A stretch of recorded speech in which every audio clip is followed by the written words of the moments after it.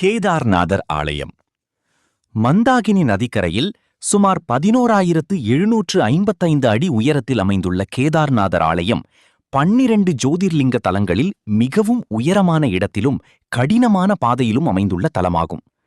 பஞ்ச பாண்டவர்களுடன் தொடர்புடைய இத்தலம் முக்தி தரும் தலமாக போற்றப்படுகிறது. இதோ இத்தலத்தின் முழு விவரங்கள். 1. தல வரலாறு. புராணம். குருக்ஷேத்திர போருக்கு பிறகு தங்கள் உறவினர்களை கொன்ற பாவத்தை போக்க பாண்டவர்கள் சிவபெருமானை தேடி வந்தனர். ஆனால் அவர்கள் முன் தோன்ற விரும்பாத சிவன் காளை, அதாவது எருது வடிவம் எடுத்து மறைந்தார். பாண்டவர்களில் ஒருவரான பீமன் அதை கண்டுபிடித்து பிடிக்க முயன்றபோது காளை வடிவிலிருந்த சிவன் நிலத்திற்குள் மறைந்தார். அப்போது அவரது உடலின் முதுகு பகுதி, அதாவது ஹம்பு மட்டும் கேதார்நாத்தில் தங்கியது. அந்த பகுதியே இங்கு லிங்கமாக வழிபடப்படுகிறது. சிவனின் உடலின் மற்ற பகுதிகள் துங்கநாத், ருத்ரநாத், மத்திய மகேஸ்வர் மற்றும் கல்பேஸ்வர் ஆகிய இடங்களில் தோன்றின. இவை அனைத்தும் சேர்ந்து பஞ்சகேதார் என்று அழைக்கப்படுகின்றன. 2. ஆலயத்தின் சிறப்பம்சங்கள். சுயம்பு லிங்கம்.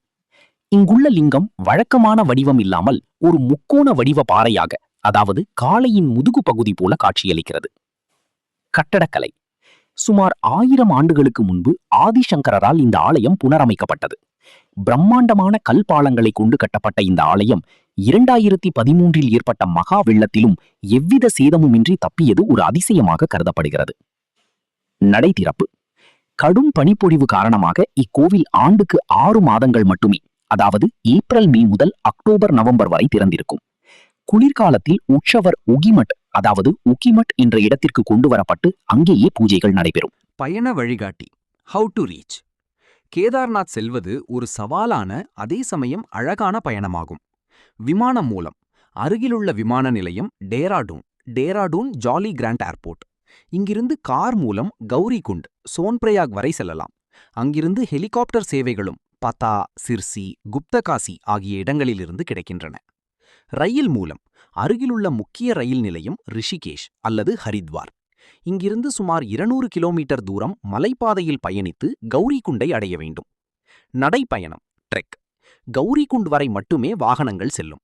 அங்கிருந்து கேதார்நாத் ஆலயத்தை அடைய சுமார் 16 முதல் 18 கிலோமீட்டர் தூரம் மலைப்பாதையில் நடந்தோ, குதிரை மீதோ அல்லது பல்லக்கிலோ செல்ல வேண்டும்.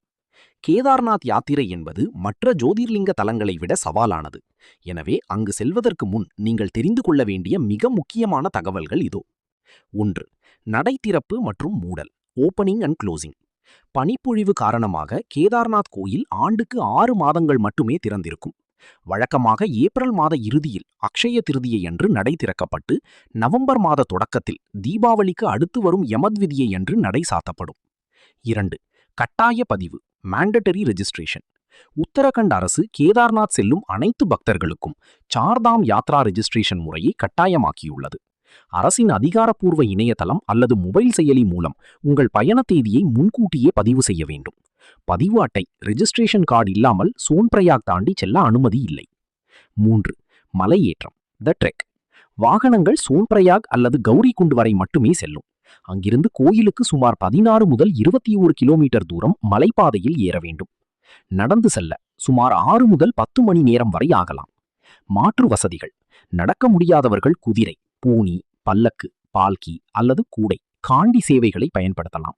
இதற்கான கட்டணங்கள் அரசால் நிர்ணயிக்கப்பட்டுள்ளன. 4. ஹெலிகாப்டர் சேவை.